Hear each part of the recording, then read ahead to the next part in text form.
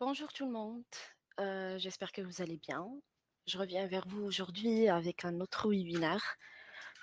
Cette fois-ci, ça sera sous la thématique ou bien le concept de comment démarrer votre entreprise avec un petit budget. Donc sur ce webinaire-là, on va parler sur 3 sections, ou bien en trois sections, voilà. Donc, sur notre sommaire, on a premièrement l'idée business ou bien la business idea, d'accord.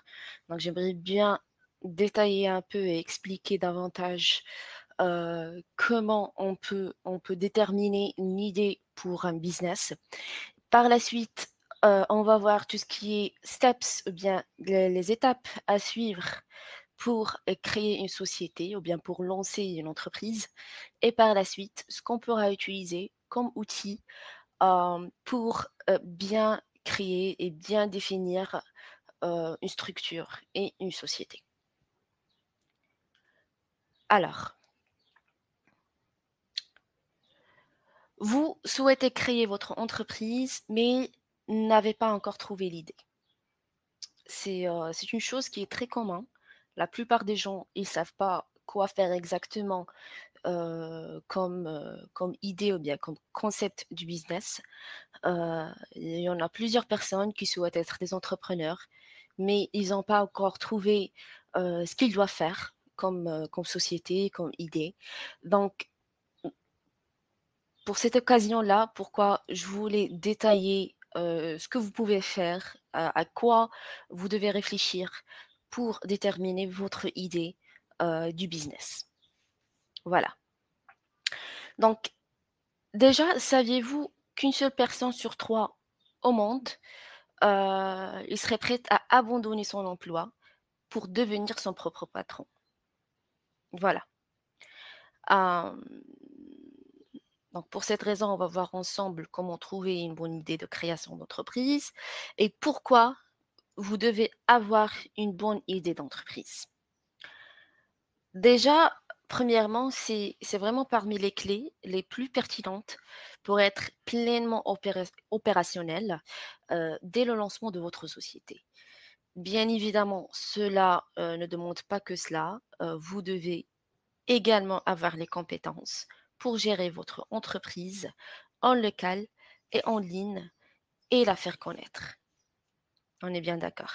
Donc quels sont les points à prendre en considération afin de décider sur une bonne idée de business? Premièrement, identifiez vos compétences et vos intérêts. En identifiant vos compétences et vos intérêts, ça va vous permettre de trouver des idées de business qui conviennent à vos capacités et à vos centres d'intérêt. En d'autres termes, il s'agit de réfléchir à ce que vous êtes bon et ce que vous aimez faire afin de trouver une idée de business qui vous passionne et qui utilise vos compétences existantes. Par exemple, je vais donner des exemples comme ça aléatoirement, mais juste pour bien comprendre. Donc, par exemple, si vous étiez doué pour les langues, d'accord, vous pourriez carrément envisager de proposer des services de traduction ou d'enseignement de langue étrangère. Si par exemple, vous étiez, passionné par la cuisine, vous pourriez ouvrir un restaurant ou une entreprise de traiteur et en utilisant vos compétences et vos intérêts comme point de départ, vous pouvez trouver des idées et business qui correspondent à vos talents et vos passions. Donc, en les identifiant, vous pouvez trouver des idées de business qui vous conviennent et qui ont plus de chances de réussir car elles s'appuient sur vos forces et vos passions tout simplement. Voilà. Donc, commencez par identifier vos compétences et vos intérêts. Posez les questions de qu'est-ce que vous aimez faire et dans quoi êtes-vous bon. Essayez de trouver des idées de business qui, tout simplement, correspondent à vos compétences et à vos centres d'intérêt. La deuxième chose, c'est de rechercher les tendances du marché.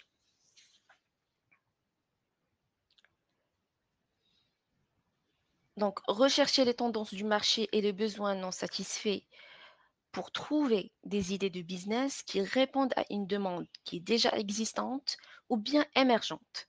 Donc, cela implique de faire des recherches sur les tendances actuelles de l'industrie, les évolutions du marché et même les besoins des consommateurs. Par exemple, si vous remarquez une demande croissante pour les produits écologiques, par exemple, je dis n'importe quoi, vous pourriez envisager de créer une entreprise qui propose des produits respectueux de l'environnement. Voilà. Et si vous remarquez une tendance à la consommation de produits locaux et artisanaux, par exemple, vous pourrez carrément créer une entreprise qui se spécialise dans la production et la vente de produits locaux. D'accord? Donc, en recherchant les tendances du marché et les besoins non satisfaits, vous vous permettez d'augmenter les chances de succès de votre entreprise. Après, vous essayez d'identifier les problèmes et les frustrations des gens. Donc, demandez-vous quels sont les problèmes et les frustrations courantes auxquelles les gens sont confrontés et comment vous pourriez les résoudre. Les idées de business qui visent à résoudre des problèmes ou à améliorer la vie des gens ont souvent un grand potentiel de succès. Supposons que vous avez remarqué que de nombreuses petites entreprises ont du mal à gérer efficacement leur présence en ligne et leur marketing numérique.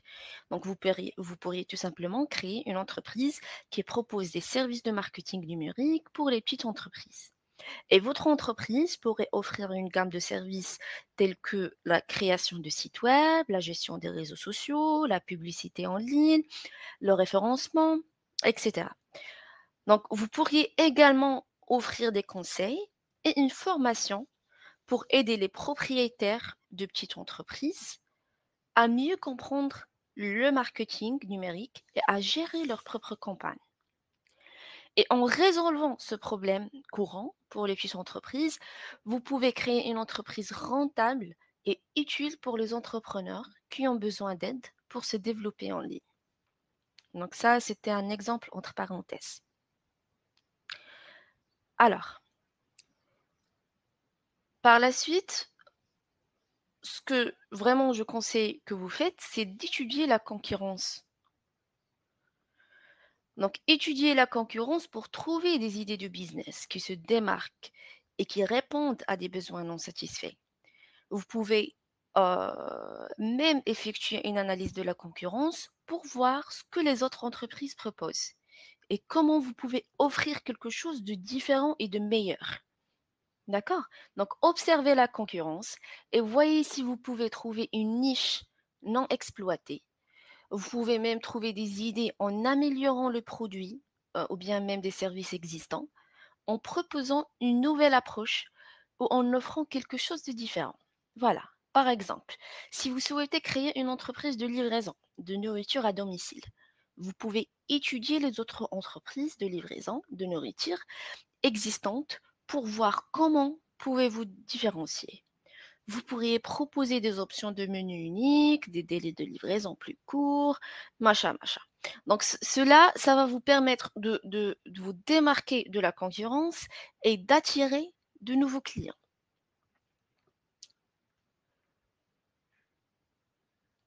Par la suite, c'est le fait de brainstorming, brainstorming avec d'autres personnes. Discutez avec vos amis, votre famille et même d'autres entrepreneurs pour obtenir des idées et des commentaires.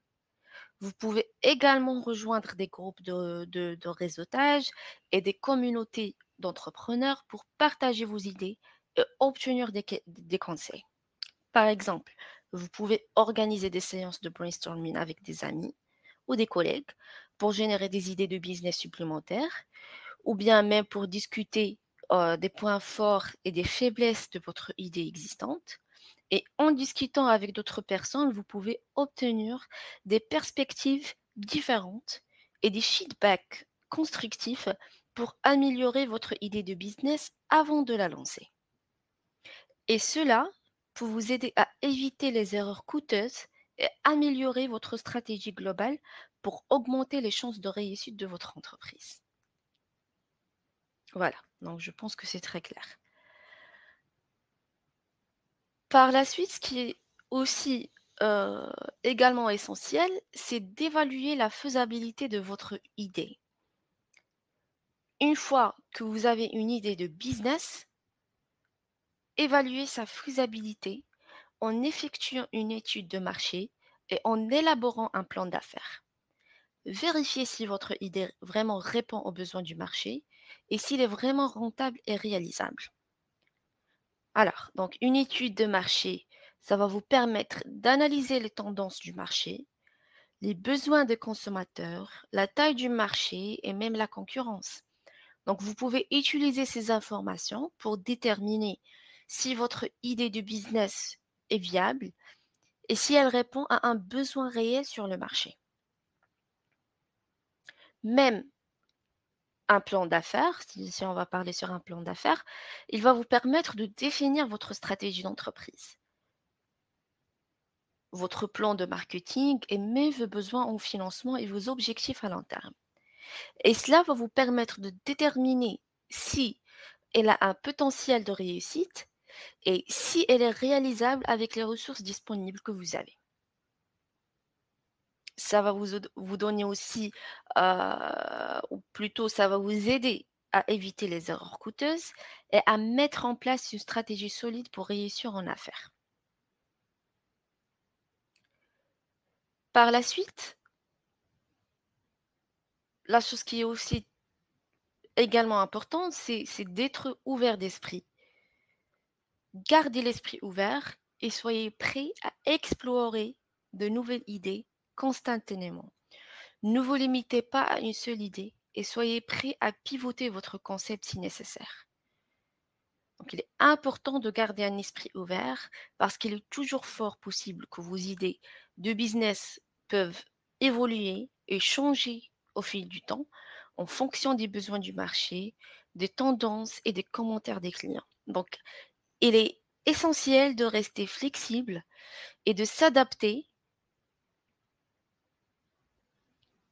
et voilà, rester flexible et de s'adapter au changement car tout ça peut vous aider à trouver de nouvelles opportunités. Vous pouvez également découvrir de nouvelles idées de business que vous n'auriez pas considérées auparavant. Donc cela peut vous aider à diversifier vos options et même à trouver la meilleure idée du business pour vous et pour votre marché ciblé. Donc en résumé, être ouvert d'esprit et prêt à explorer de nouvelles idées peut vous aider à trouver des opportunités de business uniques et à vous adapter au changement du marché, ce qui est essentiel pour réussir en affaires. Voilà, donc maintenant, j'aimerais bien vous parler sur les steps ou bien les étapes à suivre pour la création d'une entreprise avec un petit budget, plus en détail. Et on va commencer par 3 points à voir. Donc la première des choses, je vais vous parler de la certificat ou bien le certificat négatif. Puisque ce webinaire, donc, c'est fait au Maroc et on parle au public marocain, donc je vais vous parler sur les étapes exactes à suivre euh, pour créer votre société. La première des choses, c'est le certificat négatif. Après, on va voir tout ce qui est patrimoine pour l'entreprise. Et dernièrement, c'est le plan d'action. Alors, qu'est-ce que le certificat négatif? Donc voilà, ça c'est un exemple du certificat négatif, il est comme ça. Mais qu'est-ce que le certificat négatif, si on peut l'expliquer tout d'abord? Alors, le certificat négatif est un document qui atteste qu'une entreprise est la seule à détenir une dénomination commerciale. Donc, ce document-là, il est délivré après plusieurs recherches au niveau des registres des entreprises au Maroc. Et pour être sûr de pouvoir obtenir un certificat négatif, il faut avoir un nom qui est, si on peut dire, un peu commun, d'accord, et assez original. Donc, parce que dans le cas où le nom que le représentant de l'entreprise propose est déjà occupé par une entreprise, le certificat négatif ne peut pas être délivré. Voilà. À quoi sert le certificat négatif? En fait, il est utile pour l'ouverture de toute entreprise, disons qu'il permet à tous les autres organismes et organisations sociales de reconnaître votre entreprise en lui donnant un nom. Il est en quelque sorte comme un extrait de naissance, mais un extrait qui ne porte que le nom de l'entreprise et non pas sa date de création ni les autres données qui confirment son existence. Donc, ça va vous permettre aussi de faire des demandes de cachet, d'autres documents légaux comme les factures, pardon, domiciliation, enregistrement dans les comptes, machin, machin. Donc, c'est avec ce document-là que vous pourrez vous tenir au registre du commerce pour demander un numéro légal. Il est aussi utilisé en cas de litige. Si jamais l'entreprise est face à une usurpation ou bien un problème de concurrence déloyale, donc elle peut se défendre avec ce document-là. Et seule une entreprise qui fait valoir son certificat négatif va être considérée et entendue auprès des tribunaux concernés. Donc, avec ce certificat en poche, les représentants légaux de l'entreprise interdisent à d'autres personnes de se servir du même nom commercial pour exercer la même activité afin d'éviter toute confusion dans l'esprit des consommateurs. Voilà. Donc, comment obtenir le certificat négatif pour son entreprise? C'est simple. La demande, il peut se faire en ligne, d'accord? Vous tapez sur Google certificat négatif Maroc, vous allez trouver le lien au premier lieu. Ou bien même, vous pouvez carrément la déposer, ou bien déposer votre demande directement auprès de l'Empik en payant un montant de 140 dirhams. D'accord? C'est un coût qui est minime. Donc, lors de votre demande, il est demandé de remplir un formulaire de demande en précisant des informations sur les représentants légaux et l'entreprise qui est créée. Donc, le formulaire comprend aussi la forme juridique de l'entreprise ainsi que le secteur de l'activité qui sera exercé. À part ça, ce que vous devez savoir aussi, c'est que le certificat il a une validité de 3 mois après sa date de délivrance et ça veut dire qu'après ces 3 mois-là, le nom commercial revient en quelque sorte sur le marché et peut être accordé à une autre entreprise tout simplement. Voilà.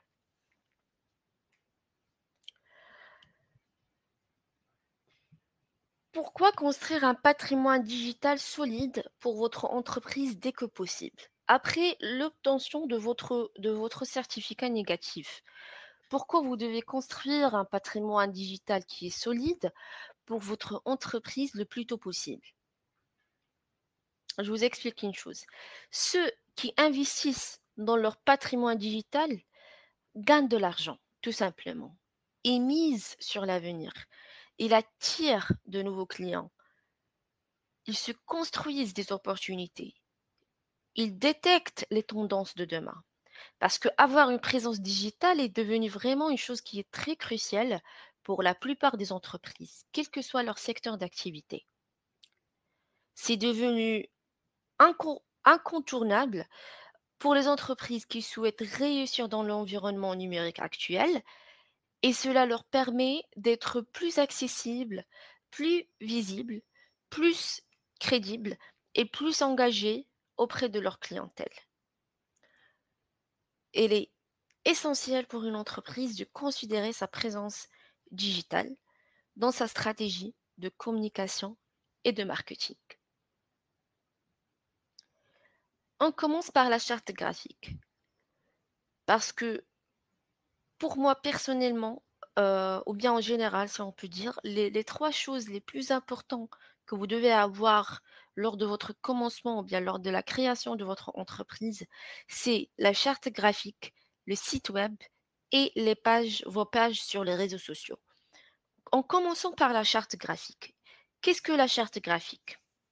Tout simplement, la charte graphique, c'est un document récapitulant l'ensemble des règles qui encadrent la communication visuelle d'une organisation. Depuis votre logo, votre site web, en passant par tout support de communication physique. Donc, chaque action de communication doit respecter les règles, soit sur web ou bien même en print. D'accord? C'est-à-dire les documents physiques ou bien la communication physique, le print.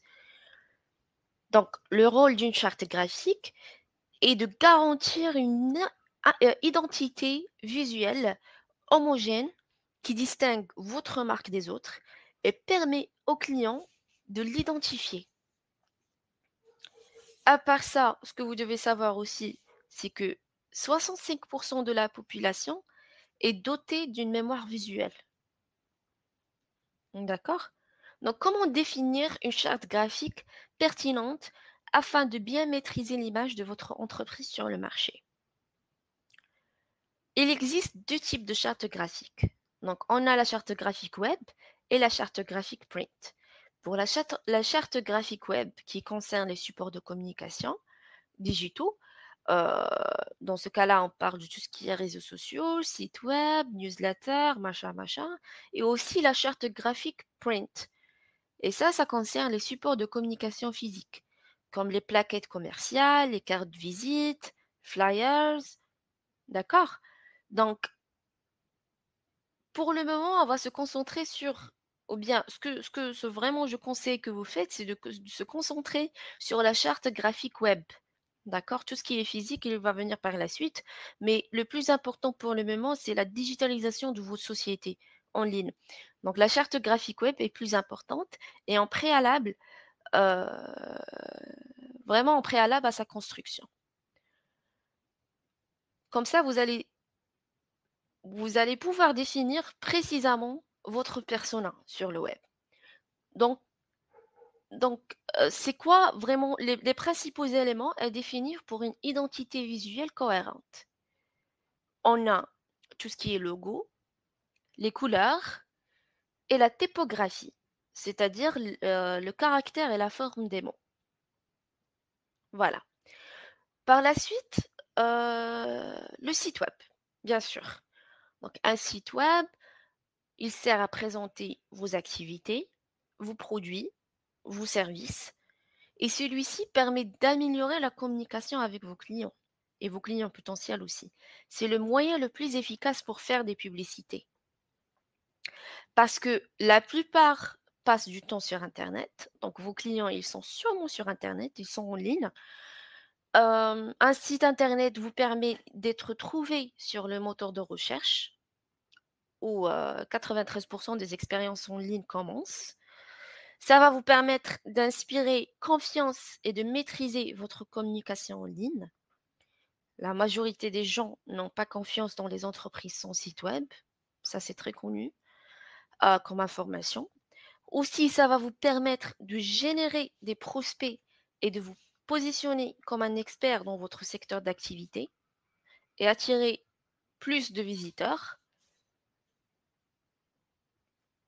Et voilà. Donc, c'est ça, si on peut dire, les raisons pourquoi vous devez vraiment avoir un site web lors de lancement de votre société. La dernière chose qui est aussi également pertinente, c'est les réseaux sociaux ou bien les social media. Donc tout d'abord, les réseaux sociaux sont devenus vraiment un moyen populaire pour les entreprises d'interagir avec leur clientèle et d'atteindre de nouveaux publics. Et quand je parle des réseaux sociaux, je parle de tout ce qui est page Facebook, Instagram, LinkedIn, même Twitter. Donc, ce sont des plateformes qui permettent aux entreprises de diffuser du contenu intéressant et de répondre aux questions des clients et de recueillir des commentaires et des avis, ce qui est aussi très important. Donc, être présent sur social media peut aider carrément à renforcer la crédibilité de votre entreprise. Les clients, ils sont souvent plus enclins à faire confiance à une entreprise qui dispose d'une présence active et professionnelle sur les réseaux sociaux. Ils peuvent également aider à renforcer la notoriété de la marque et à améliorer la visibilité de l'entreprise. Et il offre également des outils d'analyse pour mesurer l'efficacité de la communication en ligne de l'entreprise. En utilisant ces outils, une entreprise peut mesurer la portée de ses messages, le taux d'engagement de sa clientèle, les retours sur investissement de ses campagnes de publicité. Et finalement, ça peut aider votre entreprise à rester compétitive sur le marché en surveillant les activités des concurrents et en restant à jour sur les tendances de l'industrie. Donc, une entreprise peut ajuster sa stratégie de marketing et rester pertinente pour son public.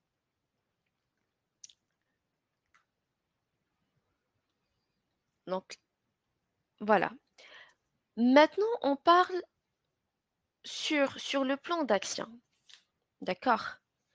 Déjà, c'est quoi un plan d'action? Un plan d'action, c'est un outil qui est essentiel pour planifier et suivre les étapes nécessaires pour atteindre un objectif spécifique. Il permet de clarifier les responsabilités, les délais, les ressources nécessaires et les mesures de suivi et d'évaluation pour s'assurer que le projet progresse de manière régulière et efficace. Donc, généralement, un plan d'action comprend euh, tout d'abord l'objectif. L'objectif que vous voulez atteindre doit être clairement défini et mesurable. Il doit être spécifique, réalisable, pertinent et défini dans le temps. La deuxième chose, c'est les actions spécifiques que vous devez entreprendre pour atteindre votre objectif. Ils doivent être détaillés et organisés dans un ordre qui est logique. Donc chaque action doit être clairement décrite avec ses détails. La troisième chose, c'est les responsabilités, c'est-à-dire c'est les personnes ou bien les équipes responsables avec qui vous travaillez. Par exemple, si jamais vous avez une équipe avec qui vous travaillez, donc ces membres-là ou bien les membres d'équipe, ils doivent être responsables de chaque action et ça doit être clairement identifié. Parce qu'il est important de répartir les responsabilités de manière équitable et de s'assurer que chaque membre de l'équipe comprend bien son rôle. Donc là, je parle au cas où c'était une équipe avec qui vous travaillez. Si vous étiez tout seul, un seul entrepreneur, bah, bien sûr, vous allez exercer tout ça vous-même. La quatrième des choses, c'est les délais. Chaque action doit être associée à une date d'échéance spécifique pour s'assurer que le projet avance à un rythme régulier. Les délais doivent être réalistes, surtout, et tenir compte des autres engagements et contraintes avec d'autres, euh, soit par rapport au partenariat, soit par rapport à une communauté d'où vous êtes, ou bien avec qui vous êtes. D'accord? Et la cinquième des choses, c'est les ressources nécessaires pour accomplir chaque action. Ils doivent être identifiés aussi, tels que le personnel, le budget, les outils et les équipements. Et dans ce cas-là, quand je parle de budget, je parle de budget minime. Puisque normalement l'idée, le webinaire ou bien son sujet, c'est de préparer une société avec un budget, un petit budget, d'accord. Quand je dis budget, je parle pas de grand chose, je parle de tout ce qui est vraiment très essentiel, comme le certificat négatif qui est à 140 dirhams, d'accord, c'est pas grand chose et voilà, autre chose qui pourront être pertinents pour votre activité aussi, mais la clé, en fait, c'est de déterminer, d'accord? Et de structurer et de définir, tout ce qui est ressources comme budget, personnel, outils et les équipements pour avoir, une optimisation totale de ressources. La dernière chose, c'est les mesures de suivi et d'évaluation. Les indicateurs de performance, ils doivent être définis pour mesurer l'avancement du projet et s'assurer que l'objectif est atteint.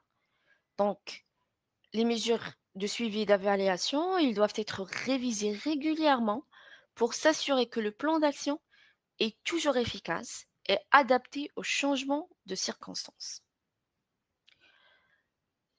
Donc, pour résumer, le plan d'action commercial surtout et et le volet opérationnel pour le département vente. D'accord? De la stratégie marketing et même de la stratégie entreprise. Donc, quelles sont les actions et outils de vente? Je vais parler sur deux types. La vente directe, pardon, et la vente digitale.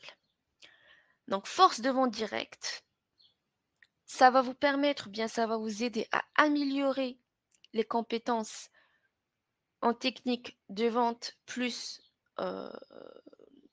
la négociation à travers des formations aussi. Donc, vous pouvez faire carrément des formations pour améliorer vos compétences techniques en vente et même la négociation. D'accord? Pardon, je m'excuse. Donc ça, c'est pas des avantages, mais plutôt les actions et les outils, que vous devez entamer hem, pour s'améliorer en tout ce qui est vente directe et digitale. D'accord, donc tout d'abord, pour la vente directe, vous améliorez les compétences en technique de vente, plus la négociation à travers des formations aussi. Aussi améliorer la connaissance de l'offre et mener une action de prospection par téléphone. Ça pourra même être le cold calling, d'accord? Donc c'est très important pour se pratiquer sur tout ce qui est, heu, côté commercial. Voilà. Pour la partie digitale, essayez de mener des campagnes d'acquisition de leads à partir, des ads sur les réseaux sociaux, comme par exemple le moyen le plus connu, Facebook Ads. Donc vous pouvez carrément générer des leads depuis Facebook, sur Instagram aussi. Vous pouvez même utiliser ou bien conduire une campagne d'emailing, l'emailing marketing et développer votre relation client. Voilà.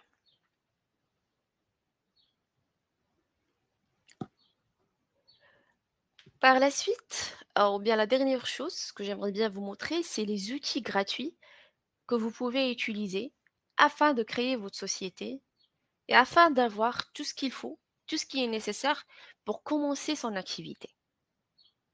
Premièrement, HubSpot. Normalement, donc tous ces outils-là, ils sont très connus.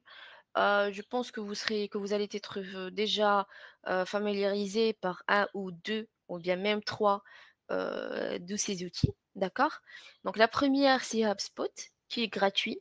C'est un CRM que vous pouvez utiliser gratuitement.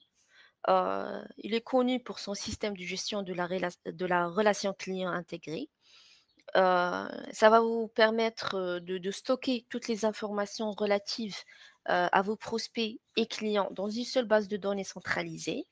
Ça va vous permettre ou bien ça va permettre, à vos équipes de marketing, de vente et même de service client de travailler ensemble d'une manière efficace et de coordonner leur effort pour offrir une expérience client cohérente. Il offre, une gamme complète d'outils de marketing tels que la gestion de contenu, le référencement naturel, les réseaux sociaux, l'emailing et même les publicités. D'accord? Donc c'est vraiment c'est, voilà, voilà, c'est un outil qui englobe, le tout, la totalité, des choses. Voilà. Hem Donc aussi à part ça, donc les outils de service client de HubSpot permettent aux entreprises, de gérer des demandes, des clients, de fournir un support technique et même de mesurer la satisfaction client. D'accord? Ça pourra vous permettre de générer des prospects qualifiés et de les convertir en clients. Donc vraiment, c'est un outil qui englobe le tout et la totalité des choses pour une société pour qu'il commence, avec un CRM qui est gratuit, hem Et voilà. Donc la deuxième chose, c'est Mailchimp. Mailchimp, en fait, c'est une plateforme de marketing par mailing, courriel populaire, qui permet aux entreprises de créer, de gérer et même d'envoyer des campagnes de courriel à leur public cible. Il offre une variété d'outils pour créer et personnaliser des courriels attrayants. Hem, Vous pouvez également segmenter votre liste de diffusion en fonction des préférences et des comportements de vos abonnés pour créer des campagnes de courriel ciblées et efficaces. Et en utilisant cet outil Mailchimp, hem, vous allez pouvoir également automatiser certaines tâches de marketing par courriel tels que, l'envoi de mails, de bienvenue, aux nouveaux abonnés, par exemple, l'envoi de mails, de suivi en fonction du comportement de client, bien de prospect ou bien de l'abonné. Donc il y en a vraiment plusieurs choses qui vont vous aider à, heu, fidéliser vos clients existants et à améliorer votre notoriété, auprès des clients potentiels. La troisième chose ou bien le 3e outil, c'est Trello. Donc Trello, c'est un outil de gestion de projet basé sur le cloud. Il est gratuit aussi, ça va vous permettre de créer des tableaux, heu et oui, aussi donc peut-être j'ai oublié de mentionner Mailchimp est gratuit aussi. Donc tous ces outils-là, ils sont gratuits. Donc Trello, c'est un outil de gestion de projet, comme je disais, donc il est basé, sur le cloud. Ça va vous permettre de créer des tableaux, des listes, des cartes pour organiser et même suivre les tâches et les projets de manière visuelle et collaborative. Donc, il fonctionne avec un système de tableaux qui représente les projets, même les objectifs globaux. Et chaque tableau est divisé en listes. D'accord? Il représente les étapes d'un processus ou les catégories de tâches. Et vous pouvez même créer des cartes dans chaque liste pour représenter des tâches ou des éléments de travail individuels. Donc vraiment, il y en a plusieurs choses et voilà, plusieurs trucs à utiliser et à voir. À part ça, Trello aussi, ils ont des cartes, oui. Donc je me rappelle, donc ils ont des cartes qui peuvent contenir des informations, telles que les descriptions, les pièces jointes, les dates d'échéance, des commentaires, des étiquettes, qui vont vous aider à organiser et à suivre les tâches et les projets. Et vous pouvez même également ajouter, des membres d'équipe aux cartes pour attribuer les tâches et collaborer sur des projets. Voilà, vraiment très, très utile comme, voilà, comme plateforme. La 4e ou bien le 4e outil, c'est WordPress. Pourquoi WordPress? En fait, WordPress, c'est une plateforme de gestion de contenu, open source. Elle est utilisée pour créer et gérer, des sites web. Elle est conçue pour être facile à utiliser, flexible et même, personnalisable. Donc, on peut l'utiliser pour créer une variété de sites web tels que des blogs, des sites web d'entreprise, des sites web de e-commerce, de portfolios, du réseaux sociaux, et bien plus encore. Donc, heu, à part ça, elle est vraiment très, très flexible en fait comme outil donc et grâce à sa flexibilité et à sa grande communauté de développeurs, il peut être adapté à presque tous les besoins d'un site web. D'accord? Donc vous pouvez créer votre site web gratuitement avec WordPress sans aucun souci.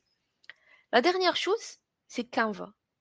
Je pense actuellement que la majorité des gens, ils connaissent c'est quoi Canva exactement. Ou bien je peux même dire que la majorité, ils ont utilisé Canva. En fait, c'est une plateforme de conception graphique en ligne qui permet aux utilisateurs de créer facilement des graphiques, des designs, des illustrations en fait, pour une variété d'applications, d'accord?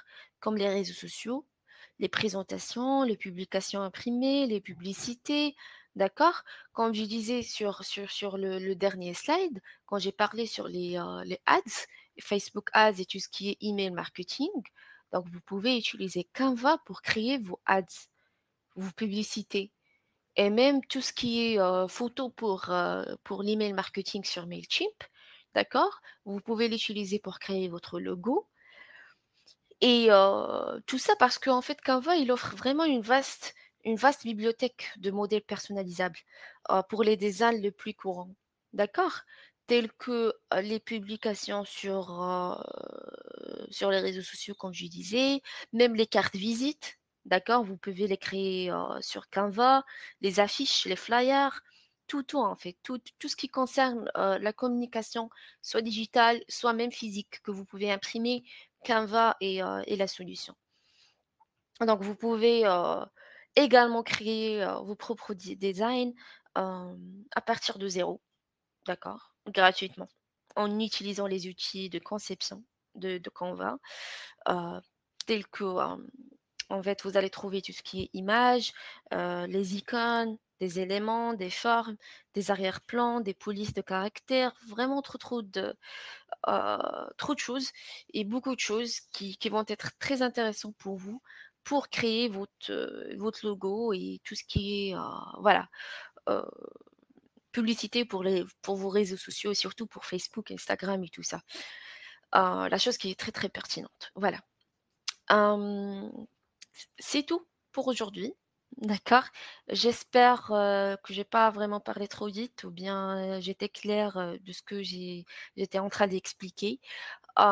Si vous avez des questions, bien sûr, n'hésitez pas. Vous pouvez,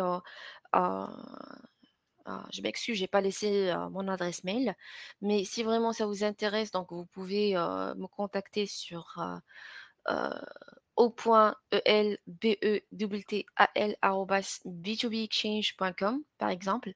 Vous pouvez utiliser, cette adresse mail et je peux carrément partager avec vous cette présentation, d'accord? Comme ça, vous pouvez l'avoir comme référence, pour créer, vos sociétés et voilà, c'est tout ce qu'il y a pour le moment et je vous souhaite une excellente fin de journée. Merci beaucoup.